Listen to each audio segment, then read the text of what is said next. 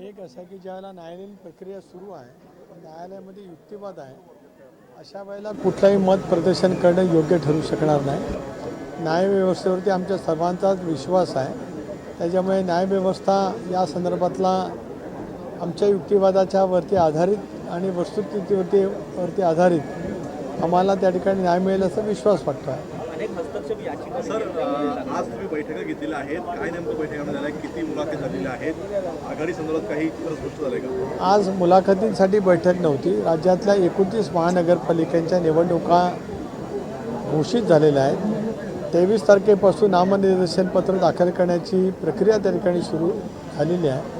अशा वेळेला त्या जिल्ह्यांतील नेमलेले समन्वयक, त्या शहराचे असलेले अध्यक्ष आणि पक्षाचं कोर ग्रुप म्हणजे जी आमची कमिटी आहे यांच्या समेत आज आम्ही सगळा त्या ठिकाणी आढावा घेतला।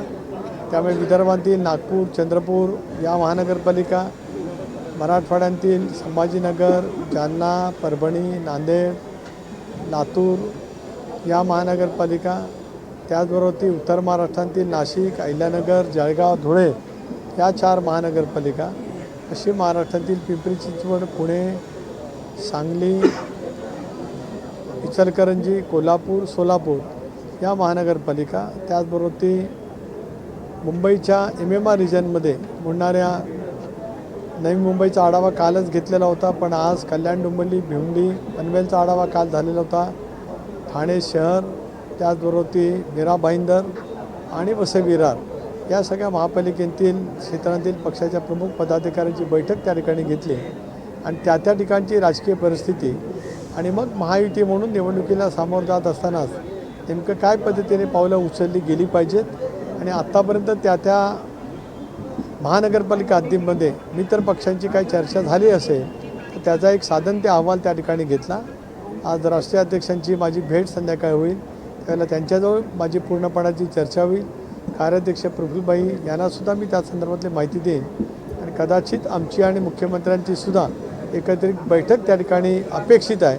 ती झाली तर एकंदरीत राज्यातल्या या संबंध 29 महानगरपालिकेच्या निवडणुकीला कशा पद्धतीने महायुती म्हणून सामोरं जायचं आहे त्याचं एक धोरण त्या ठिकाणी ठरवलं जाईल। सर, महायुती असलं तरी अनेक ठिकाणी शिवसेना आणि भाजप हे दोघे एकत्र पाहायला मिळतात।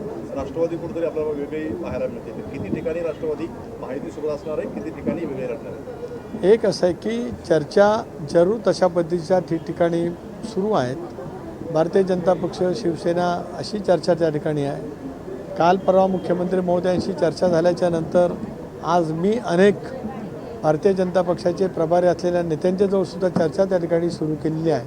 त्याच्यामुळे अपेक्षा अशी आहे की या सर्व निवडणुका राज्यभरामध्ये होत असतानाच महायुती म्हणून आम्ही त्या निवडणुकीला सामोरे जाऊ। काही जिल्ह्यांमध्ये भाजपकडून राष्ट्रवादीला हवं तसं प्रतिसाद मिळताना पाहायला मिळत नाही अशी तक्रार काही कार्यकर्त्यांनी केल्याचं कळत आहे। काय सत्यस्थिती आहे? एक असं की प्रत्येक महानगरपालिका क्षेत्रनिहाय वेगवेगळी राजकीय परिस्थिती त्या ठिकाणी आहे। स्वाभाविकपणाने जे त्या ठिकाणी सत्तारूढ किंवा ज्यांची संख्या अधिक होती ते अधिक संख्येवर मागणं हा एक चर्चेतला भाग त्या ठिकाणी राहू शकतो। अशा वेळेला कार्यकर्त्यांच्या भावना जरूर त्या ठिकाणी असतात, परंतु महायुती म्हणून किंवा युती म्हणून चर्चा करत असताना चर्चेच्या अनेक फेरी किंवा अनेक टप्पे त्या ठिकाणी करावे लागत असतात। त्याच्यातून ज्या वेळेला आवश्यकता असेल तर प्रदेश पातळीवरसुद्धा हस्तक्षेप करण्याचा केला जाईल। त्या संदर्भात प्रदेश पातळीवरती सुद्धा आम्ही चर्चा नक्की त्या ठिकाणी करू आणि एकंदरीत या सगळ्या निवडणुका महायुती म्हणून सामोरं जाण्याच्या दृष्टीतून राष्ट्रवादी काँग्रेस पक्ष अनुकूल त्या ठिकाणी आहे। परंतु महायुतीमध्ये असताना काही ठिकाणी तुमच्या पदाधिकाऱ्यांचं काय सुरू होतं, विशेषतः पुणे, पिंपरी किंवा अमरावती अशा ठिकाणी तुमचा प्रतिस्पर्धी हा भाजपचा आहे प्रामुख्याने। मग अशा ठिकाणी अलायन्स करावे असा सूर तुमच्या स्थानिक नेत्यांचा आहे का? त्यांचं मध्ये प्रभाव काय येतो तुम्ही आत्ता जाणून घेतला? एक असं आहे की स्थानिक पातळीवरती यापूर्वीच्या निवडणुका लढत असतानाच आम्ही विशेष करून राष्ट्रवादी काँग्रेस पक्ष हा भारतीय जनता पक्ष किंवा त्यावेळेला असलेला शिवसेना युतीमध्ये होती, त्यांच्या विरोधातच अनेक वर्ष आम्ही निवडणुका लढत आलो। लोकसभेच्या पूर्वी आम्ही NDAमध्ये जाण्याचा निर्णय त्या ठिकाणी घेतला। तो निर्णय आमचा सामूहिक निर्णय त्या कालावधीमध्ये होता। त्या पद्धतीने लोकसभेच्या निवडणुका आम्ही एकत्रितपणाने लढलो, त्याही पहिल्यांदाच लढलेलो आहोत। विधानसभेच्या निवडणुकासुद्धा आम्ही एकत्रित महायुती म्हणून लढलो, त्याही पहिल्या प्रथम आम्ही निवडणुका लढलो आहोत। आताच्या निवडणुकासुद्धा पहिल्यांदाच एकत्रितपणाने निवडणुका कदाचित लढल्या जातील.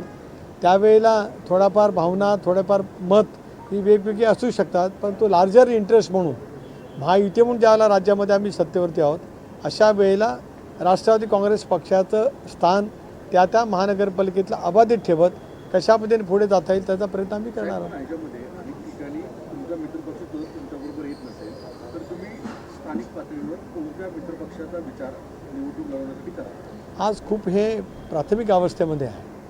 अजूनही अर्ज भरण्याची प्रक्रिया संपायला 10-12 दिवसाचा कालावधीमध्ये आहे. त्यापर्यंतच्या कालावधीमध्ये आमची चर्चा महायुती म्हणूनच त्या ठिकाणी राहणार आहे. जर तरचा प्रश्न आज काय उद्भवत नाही. मी स्वतः सकारात्मक या गोष्टीची आहे की आम्हाला ही निवडणूक महायुती म्हणून लढवायची.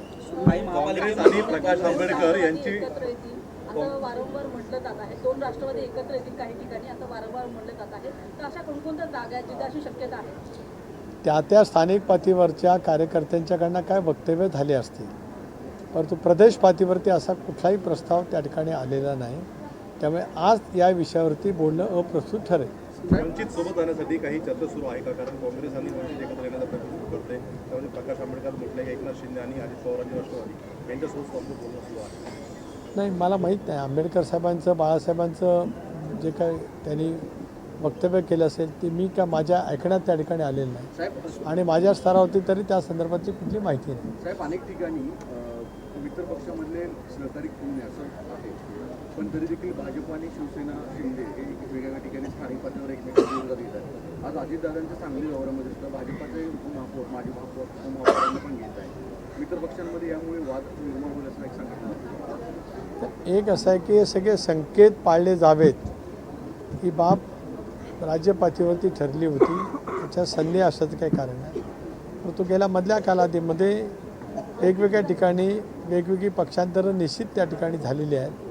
परवा राष्ट्रीय नेते, आमचे एनडीएचे नेते, महायुतीचे नेते म्हणून आदरणीय अमितभाईंची आमची ज्यावेळेला भेट झाली त्याला या विषयावरती सुद्धा चर्चा त्या ठिकाणी झालेली आहे. माननीय मुख्यमंत्री महोदयांजवळ परवा रात्री ज्यावेळेला तपशीलवार चर्चा मी आणि दादांनी केली त्यावेळेला सुद्धा हा विषय त्या ठिकाणी निघालेला होता. आजही कदाचित चर्चा होईल त्याला त्या विषयावरती आम्ही चर्चा नक्की त्या ठिकाणी करू. साहेब माणिकराव कोकाटेंचा राजीनामा घेतला गेला या गोष्टीला पार्टीमधून तुम्ही फार पाठीशी धरून पाहतो का? पण तरी देखील मुख्यमंत्र्यांच्या अखेर जास्त भूमिकेमुळे आणि अजितदादांच्या भूमिकेमुळे अखेर राजीनामा द्यावा लागला.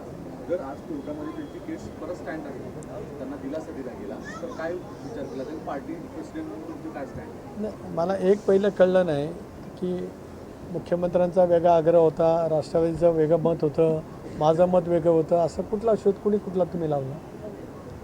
असं कुठं होतं? नाही नाही, असं झालं की त्याच्यामध्ये पहिल्यांदा मंत्रिपदाची खाती फक्त घेतली गेली आणि कॅबिनेट. तुम्ही जे मगाशी म्हणालात ते वक्तव्य पुन्हा एकदा बोललात तर मला बरं राहील. बरं ठीक आहे, जर तुम्ही म्हणताय त्याप्रमाणे नाही, मी म्हणतो त्याप्रमाणे नाही. आपण ज्या वेळेला बोलू विचारू त्यावेळेला त्याच्यामध्ये काहीतरी सत्यता असली पाहिजे. त्याच्यामुळे आमच्या महायुतीमध्ये या विषयावरती कुठं दुमत नव्हतं. शेवटी एक प्रक्रिया आहे, एक कायदेशीर प्रक्रिया, कायदेशीर निर्णय, त्या बाबतीमध्ये झालेले कायदा इतका कालावधी शिक्षेचा झाला तर काय होऊ शकतं हे देशभरामध्ये कायदा त्या ठिकाणी झालेला आहे.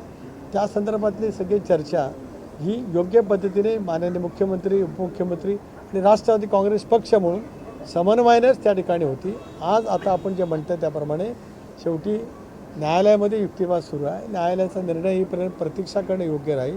न्यायालयाचा निर्णय आल्याच्यानंतर त्या संदर्भात नंतरची पुढची चर्चा होईल. पण आज माणिकरावांचा राजीनामा पक्षाने पहिला स्वीकारला, पक्षाने तो माननीय मुख्यमंत्री महोदयांच्याकडे पाठवला, मुख्यमंत्री महोदयांनी तो राज्यपालांकडे पाठवला, त्यामुळे तो स्वीकृत झालेला आहे. पण मग जर जागा रिक्त होते तर ती तात्काळ परत भरली जाईल. पार्टी प्रेसिडेंट म्हणून तुमचा स्टँड काय राहणार आहे या संदर्भातला? कारण की अनेकांची नावं परत इच्छुकांची परत तुमच्याकडे सगळी अजून 24 ताससुद्धा राजीनामा मंजूर करून झालेला नाही. त्याच्यामुळे पुढचा प्रश्न आज काही येत नाही. आता या सगळ्या महानगरपालिकेच्या निवडणुका आहेत. योग्य वेळी त्या संदर्भातला योग्य निर्णय पक्षाच्या कोर ग्रुपमध्ये घेतला जाईल. सुनीलजी, जर कोर्टाने राजीनामा संदर्भात जर काही कोर्टाने स्थगिती वगैरे दिली खालच्या कोर्टाच्या निर्णयावरती तर पुन्हा एकदा तुम्ही त्यांना ग्रीन सिग्नल देणार आहात कसं? मी आता तेच म्हटलं की न्यायालयाच्या निर्णयाच्या नंतर या संदर्भामध्ये पक्षाच्या कोर ग्रुपमध्ये बैठक होईल, चर्चा होईल आणि मग योग्य तो निर्णय घेतला जाईल. सुनील जी, आज महानगरपालिकाओं के संदर्भ में एक